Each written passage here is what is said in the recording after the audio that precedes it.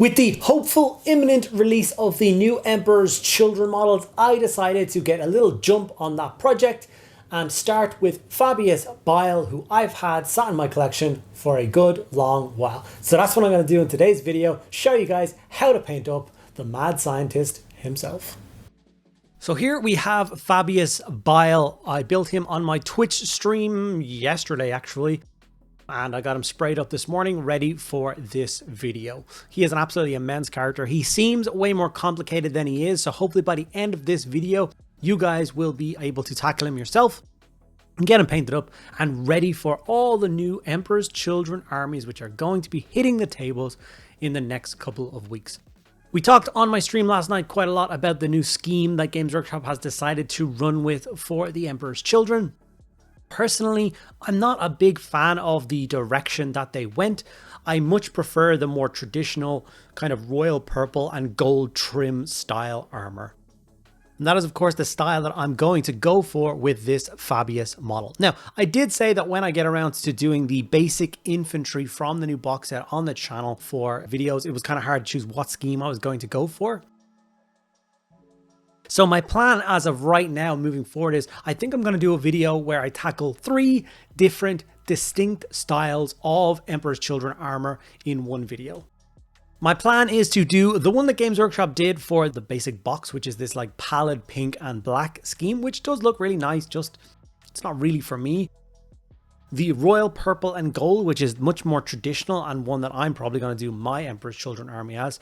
And then I thought I'd do a third scheme where I would just have a bunch of fun. I would break out my turbo dork paints on an airbrush and I would just do some sort of crazy like chromatic purple shifting color scheme and see what that turns out like. So that's my plans for doing the basic infantry for the army for a video. So hopefully you guys are excited to see that.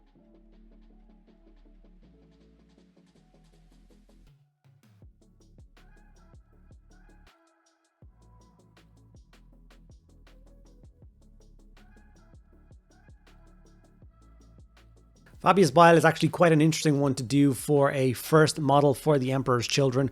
If you read any of the recent novels regarding him, he is not well liked by the Emperor's Children and he tends not to fight alongside any of them because they would be more likely to kill him as they are to work alongside him. So it's quite interesting. I'm not sure how he's going to fit into new Emperor's Children lore or into the Emperor's Children Codex, but I guess that's something we want to look at in the next couple of weeks. He's also interesting from a design perspective because obviously the thing that I would have liked to showcase the most in this video is my choice of armor. Like I said, that royal purple and gold, but he's got such a huge flesh cape that covers like 90% of the model. Even one of his shoulder pads is completely covered by that. So we're going to go through this video and try and do as nice a job as possible, but I don't think it's going to show off the purple as well as I would like it to. And that's where that kind of 3 marine video I think will hit a different note with audiences.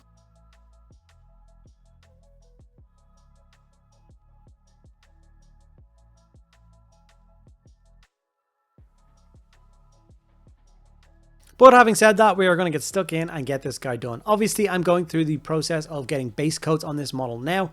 Obviously, his flesh cape, I went for a slightly darker skin contrast because obviously I had to do the face in a brighter contrast. We've gone for a nice royal purple for the armor.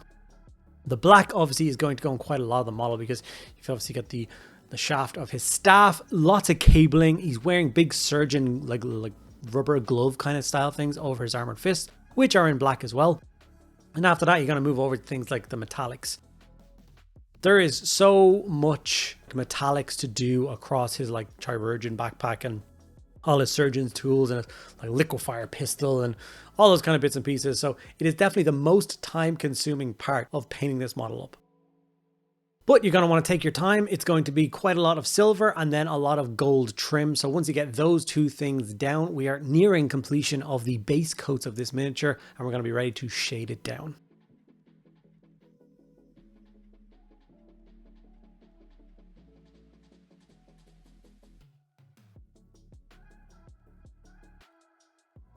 Retributor armor is my usual go-to for using gold. It's just such a strong and beautiful color. I tend to reach for it more and more. And it's going to sit so well next to that purple. I did a Lizardman army back in the day for old Warhammer Fantasy, and it was purple and gold, and it looked so good together that I've always been hankering to get another army done in those colors, which I think is why I'm leaning on these for my new Emperor's Children force.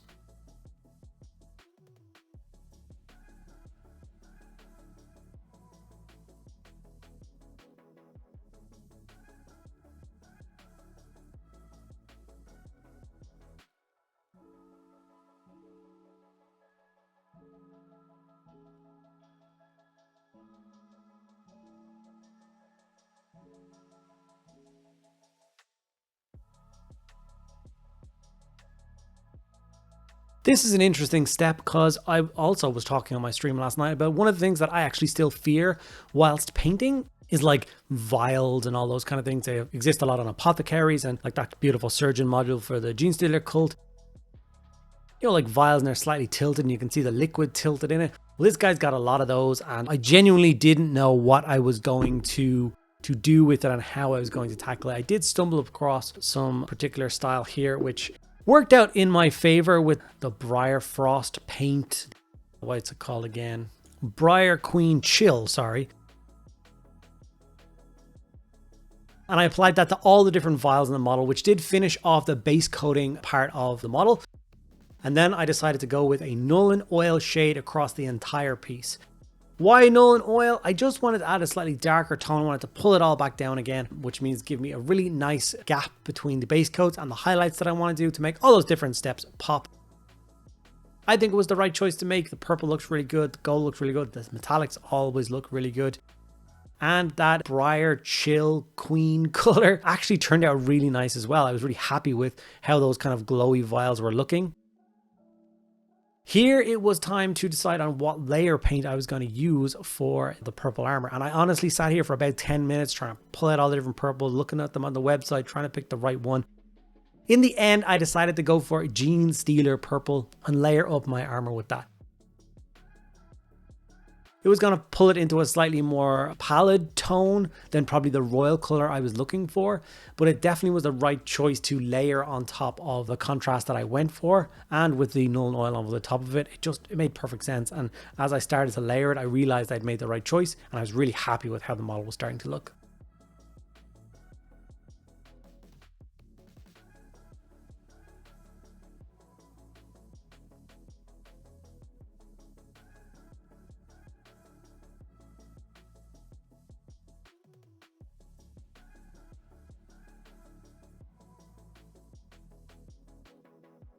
I definitely think the shoulder pad is the best example of what the gold and purple is going to look like together on this particular piece anyway. And it was a real treat to layer this up and to kind of envision what it's going to look like across an entire army of these awesome new models.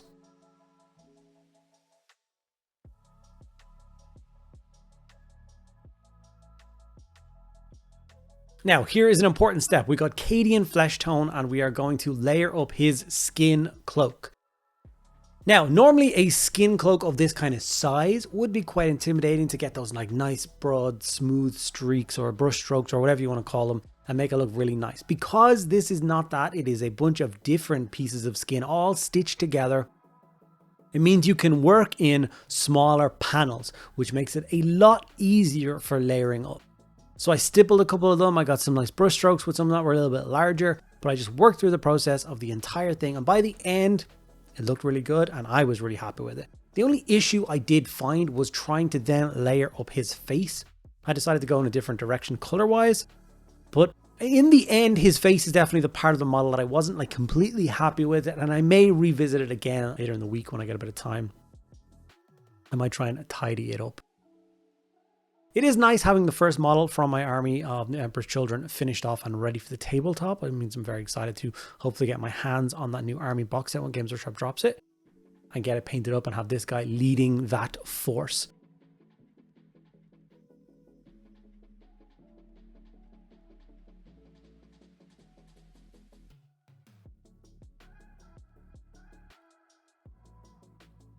You can probably see as I'm layering up this coat, it is definitely stealing the attention away from the rest of the model. At least that's how I felt whilst I was layering it up. And that's where my, God, I wish I had a model which had less skin cloak and more purple and gold armor existed for this particular tutorial. But I suppose Fabius Bile is his own man and does things a little bit different to most other models. Liberator Gold was then introduced to highlight all of the gold parts of this model. Usually I go with silver, but I wanted to keep the nice ostentatious gold, definitely an Emperor's Children trait. So that's why Liberator Gold was, like I said, used to highlight.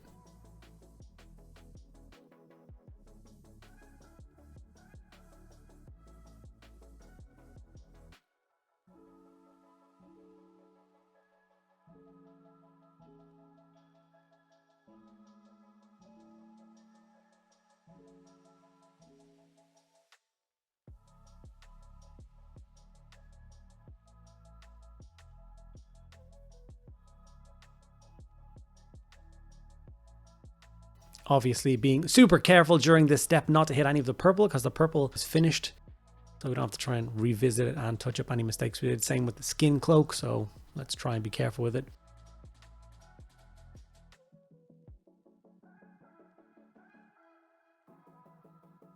And now comes where I try and deal with his face. So because I did Cadian on the skin cloak, I decided to jump straight up to Kislev flesh for layering up his face. And because he is so pallid, he's a very old Space Marine. He's been held together by all sorts of crazy drug He's a clone, by the way. He constantly transfers his body into a new clone, and the clones kind of degenerate and get a bit wrecked, and he transfers himself into another one. He's finding that whole process harder and harder, and the clones are lasting less and less time as it goes. So he's always a bit kind of worn and haggard looking. So I was going to go for Kislev and then into a much paler, like bone color to make it really pale looking, but I decided not to do that in the end. Maybe that's something that I'm missing that will help differentiate his face from his jacket. Pallid witch flesh was used for that kind of horrible streaky hair that he has left. It's not a good look, but he makes it work, I think.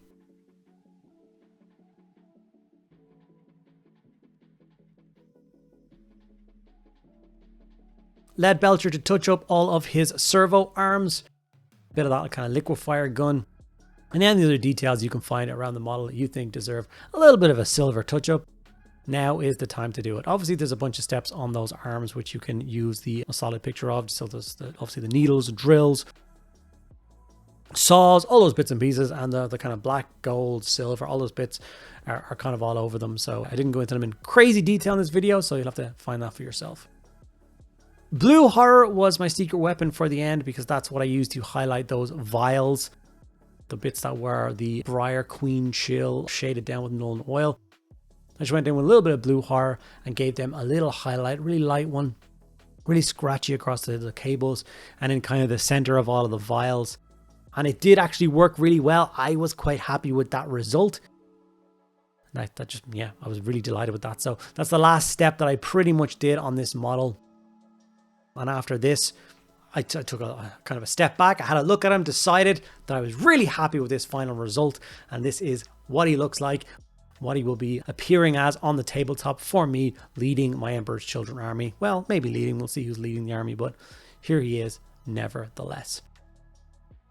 If you enjoyed this video, want to see more content from me, don't forget you can support me over on Patreon or as a YouTube channel member. Those guys get an extra video every single week just for them. You also get access to a private Discord server where you can hang with me on a daily basis, chat about your hobby, and get involved with all the other events. Don't forget to like, comment, and subscribe, all those good things to make this channel grow faster.